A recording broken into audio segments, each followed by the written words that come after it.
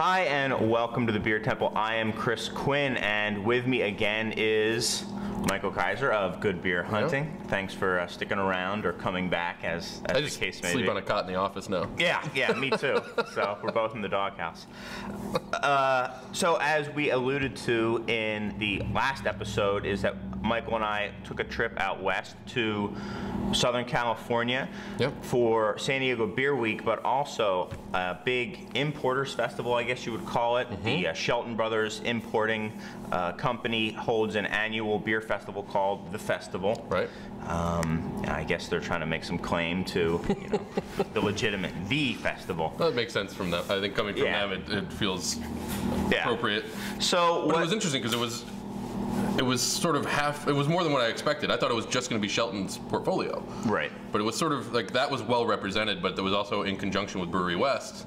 They have a new space there, and Brewery West was actually the one, from what I read, who convinced them to do it there.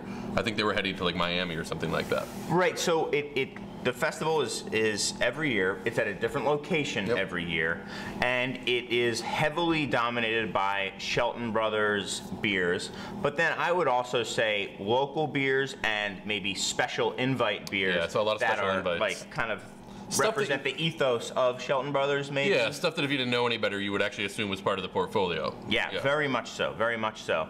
And it was really cool. One of the things I love about the festival is that pretty much to get there, you have to send a representative from your brewery. If ideally, the head brewer / owner should be there. And I think we saw that like 90% of the time. Right, thus, except Corey King. Corey King might have been the only noticeable absence. Yeah, noticeable absence. It seems to be a running theme with he and I. Anyway, just kidding, Corey. Not really, but kinda. Yeah, he had a tap room to open. Yeah, many reasons not to go. Mainly that I was going to be there. And, no, I'm kidding. But getting back to the fact that people had to be there, and as a result, we took the opportunity to kind of sit down with some of these people and talk to them. I mean, it was like being in an all-star game. Yeah. I mean, why would you? We took every opportunity to get them to sit down, talk to us a little bit about why that festival was meaningful to them, which I think is kind of a unique scenario for everybody. They obviously want to be there. And then talking to them about what's kind of going on in their minds that's important right now, either in beer, in their region, in their style.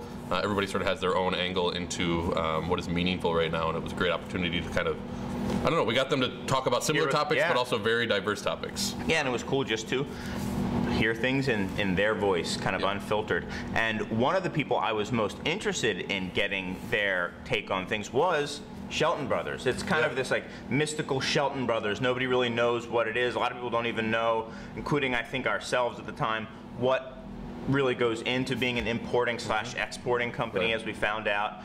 So we started out by sitting down with one of their head, I guess, logistical guys, Jonathan from Shelton Brothers, and just kind of got his take and his perspective on craft beer and what Shelton Brothers and importers do in particular. I thought it was a really cool interview. I think what I loved about it was that, because we weren't talking to the guys who run Shelton, we were talking to some day-to-day guys, right, is one way to describe it. And for me, what was important about that was that we spent a little bit of time around like, who is Shelton Brothers, and kind of the lore of it, or the legend of it in some ways. There's a lot of legend in importing for some reason. Like, just kind of lends itself to those stories, like who discovered who and when and things. But that sounds cool, but this gave us a little bit more insight, I think, into what it means to actually do the importing. Day to day, how do you get beer from point A to point B to C to D to E? Because there's actually a lot of points in importing. It's not just sort of, it doesn't just show up at one warehouse and then get distributed from there. And why don't you just have more Cantillon, like that, those sort of things. And those guys deal with that pressure more than anybody. So I think these are things that we all kind of talked to Jonathan about. So without further ado, why don't we just show you guys our interview with Jonathan from Shelton Brothers. Hi, my name is Jonathan Marshall. I work for Shelton Brothers Importers. Been there for 7 years. We're going to talk about how you get a beer from out there in the world and how it makes your way in your glass somewhere here in the USA.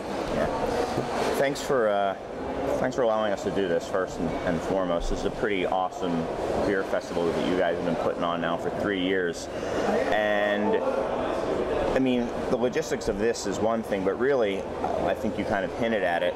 Could you just talk a little bit about what does it take to have a beer that is made in X location end up in the consumer's glass in the Port of Los Angeles, where we're at today? Today, so that's the example. Well, sure. Or event, yeah.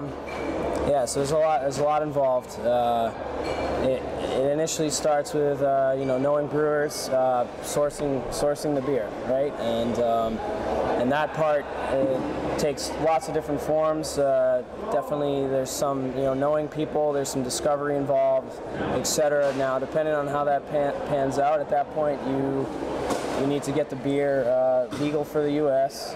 for one thing, for import, and there's labeling requirements for draft versus bottles, and there's also authorizations that need to happen to say we're allowed to sell, import like such beer. Yeah, exactly. So you got to do that, and once you get to that point, then you're talking about what beers you bring in, what kind of quantities for a first order, what's the scheme of it. We work with Kulmbacher in Germany, which is 2 million hectoliter type thing, and we're also working with really small producers that only make say 10 hectoliters a year or something like that. So the scope is all over the place, and you kind of have to take each scenario sort of for its own thing and how that works. But yeah, once all that stuff is set up, logistically speaking, we're talking about sending stuff from some inland location in Western Europe most of the time to our warehouse, which is currently in Connecticut, but it's been in other places in the Northeast. And so in that process, we're talking customs, FDA, steamship line. Basically, from most breweries, we get say 5 or 6 pallets at a time, consolidated. A lot of our consolidation is done in Antwerp, Belgium.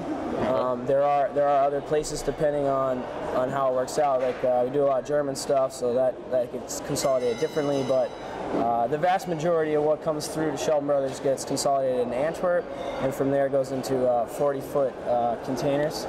And from there, it's on a steamship, comes over, Port of New York. Here we are, Port of Los Angeles. Yeah. As big of a port, and then from there we have, there's obviously a truck involved, a drayage and all that. Sure. And it gets delivered to our warehouse, and the guys unload it and count it, sort it, all that. So at that point it's in the States, and then from there it's a whole other thing with wholesale and that process. Becomes a distributor situation. Right. Yeah. Let's back up to that discovery phase for a moment. Yeah. How do you decide? How does somebody become interesting to Shelton Brothers, and to even begin with? How do they become a potential sort of acquisition in that way? Sure. We're definitely dealing in craft beer, and I think for the most part we're dealing with the higher end of craft beer in general in terms of quality, and everything kind of has its own thing, but generally speaking we want the better stuff. We want stuff where people are really passionate about it, high quality, stuff that makes it interesting. There are importers that have beer that is just, hey, this is going to sell to somebody at some price and it's going to work, let's do it. Generally speaking, we gravitate more towards, we want to do this because this beer is great, and we kind of want to share it with the rest of the people in the U.S. So. And as a result, you guys tend to have a little bit more esoteric, more kind of artisanal, small batch stuff, in addition to the big Kulmbachers as well. Yes. Yeah. So I've got this image in my head of, these Indiana Jones type people wandering around Europe somewhere just trying to discover breweries. How, the initial discovery portion, I think, is what you were talking a little bit about. Like how do they even get on your radar to begin with? How do you find out this place? One of the newer ones you picked up, Kutasmave in Czech. Okay. This tiny little guy that's bringing back a brewery that was, that's like 200 years old. It's been dormant forever. It was turned into a dump. He started making beer, not a lot of it. Right. And anything made in Czech tends to stay in Czech because they drink it all. Yeah. How does somebody like that even show up as a potential? You see that as somebody like, this is interesting, let's investigate. And that, every story is a little different, but in the case of the Czechs, we all love Czech Pilsner. It's, more or less the classic style of the world. That's most of what we're drinking down the line.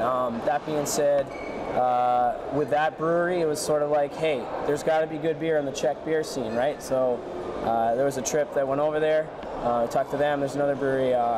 The brand name's Conrad, but it's under another longer trade name in Czech that I probably can't quite say. Right. But yeah, so that one was sort of like, hey, we've got all this beer from everywhere. So you're looking at your portfolio at that point and saying, like, why don't we look at Czech? In that case, that's how that one happened. Now, Yeah, okay. every story is unique, and you know, Dan Shelton would tell you like how this worked or how that worked. But in the case of the Czech, it was sort of like, this seems like maybe a gap in our portfolio. Let's check it out. And Yeah. and then Now, I'd imagine at some point when they're first contacted by Shelton, if it's coming from you guys as Right. like an inquiry. yeah. Listen, they're not necessarily set up to start distributing to the U.S. yet. I mean, there's the legal phase that you talked about, but also like they're not producing for that market yet. That's right. And so that changes the very nature of their business at that point. Right.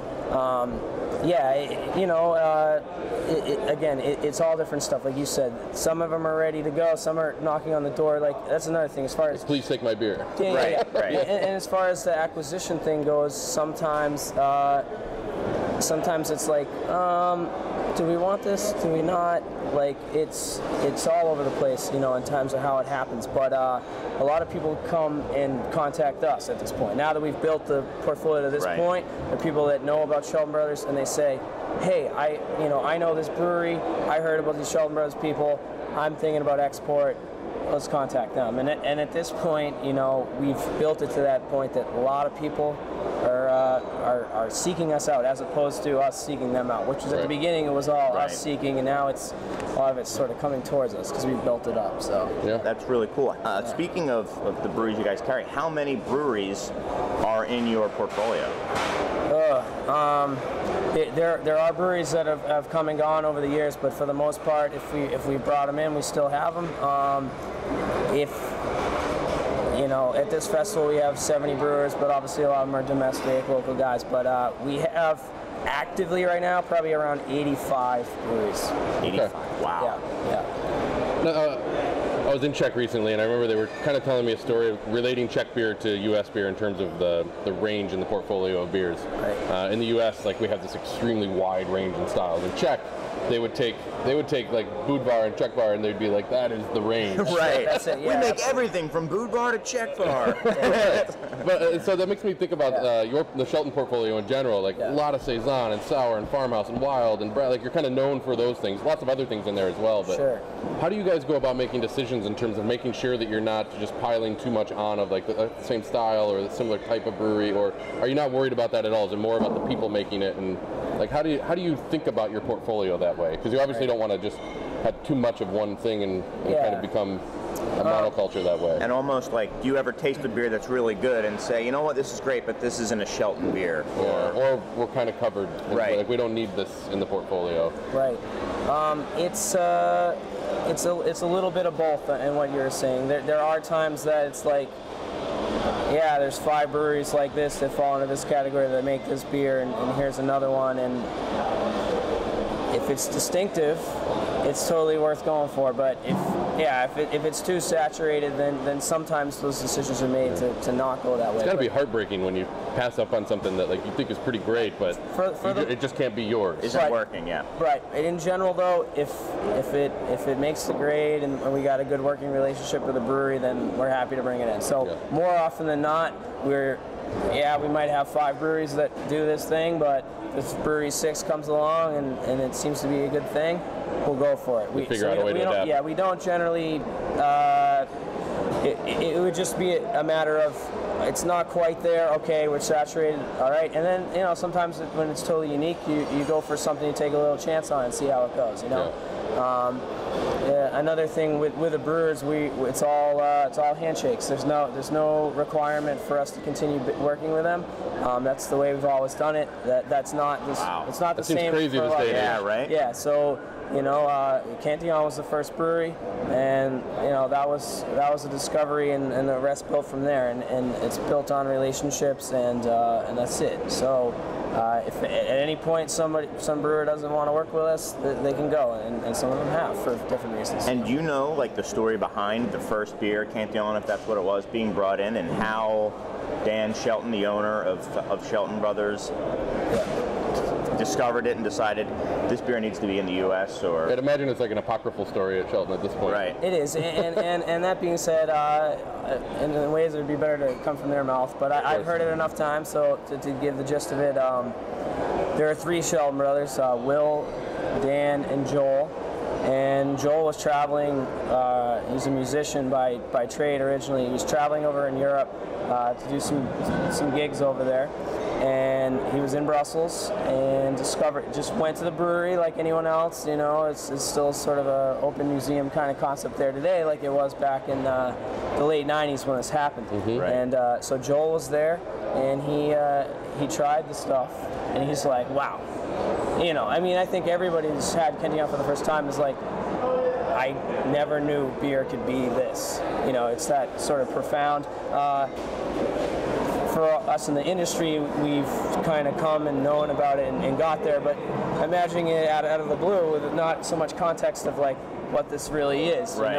You know, the traditional lambic producer and how many of those have passed on in Belgium, and they still remain. So, yeah, he tried it, and he got back to New York, and he brought some bottles back, and he talked to Dan about it. He said, I was in Brussels, and I had this beer, and it's totally amazing. And Dan tried it, and, just lost it. Like, this is just crazy. And then the game was, okay, how can I get beer to drink? Yeah. And he was talking to some retailer or sorts, I believe in Brooklyn, and I said, well, you just have to become an importer. And he said, oh, how's that? She goes, oh, I don't know. It doesn't sound too hard. Right. And that was it. So it started off actually as, hey, I want to drink this, but we want to do this economically. So we kind of brought in plenty. Just, I think it was a 20-foot container, which is like 10 pallets, which would amount to something like 900 bottles or something like that for the first shipment. And yeah, I'm going to drink some, and I'm going to sell some and to pay for the habit, I guess. So many things back at that time started out because somebody just wanted it in their mouth. Right. Exactly. People started breweries because they were sick of not being able to drink. Right. So, yeah. That's pretty awesome. Yeah. In your particular role, what would you say is sort of your favorite part of being an importer? Wow. My favorite part, I don't know, there's a lot of favorite parts. I mean, to work in the beer business, I think anyone who does that, is privileged and blessed to really have the opportunity to do it, because it's a cool thing. And from my side, I'm more of a operations logistics guy, and my brain kind of works like that linearly, and just even being here in Los Angeles, like living at the port, is baffling to me and so exciting to me. And I think, I think people get that to a point, but I sort of get it on a higher level because I kind of can say I know this steamship line and I know this process and I know that, and I can't believe that they're turning around this vessel that fast. So, I like the organization of the A to B and the ability to sort of take something with so much variance when you talk about our breweries, different package sizes and different labeling and all this, and sort of putting it in an organized fashion and making it go out to the world as best possible. It's funny, it's such an interesting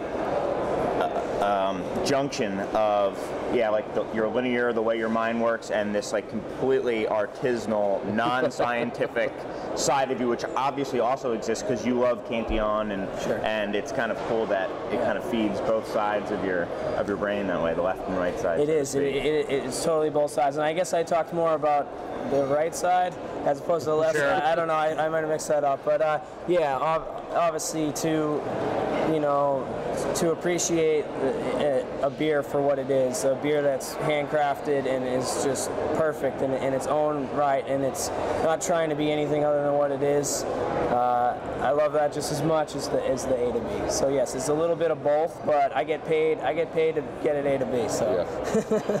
What would you say is so the consumer perspective on importers? There's not much of one, really. I mean, it's sort of behind the scenes. It's behind the scenes in a way. Right. Many of them are just sort of barely aware of the distribution realm. Sure. What would you say are some of the more complex or interesting pieces of importing that you wish the consumer had more knowledge of or insight to or just awareness of in general? Probably the toughest thing, given that we have some very highly sought after breweries is, you know, the old concept of supply and demand. Okay. There are brewers out there that, you know, can send more beer, but the sales aren't there for it, and there are a lot of brewers that if we could, you know, triple what we're getting in, we could sell it all and do it easily. So just kind of the concept of, you know, yeah, I can't get Cantillon. Well, do you understand how much they make? Do you understand that they export to all these other countries? And we actually get a rather large portion of what is produced at this brewery.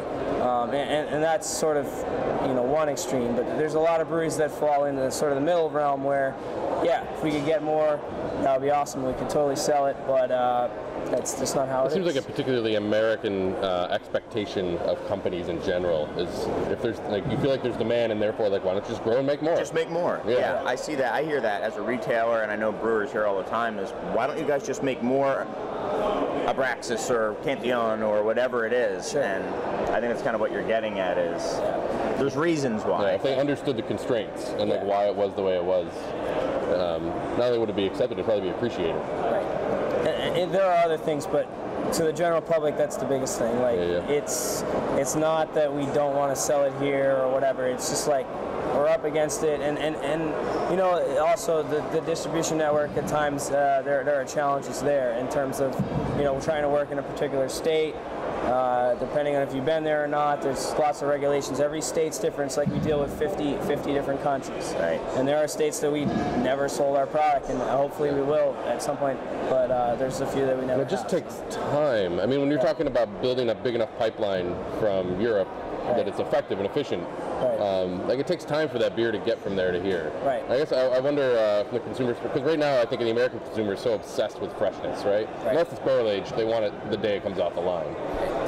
It's not really a feasible idea when we're talking about importing from Europe for the most part, but I would imagine that age and freshness does play a factor for you guys. How do you balance the needs of like an efficient delivery system with the desire to have it there as fresh and representative as possible?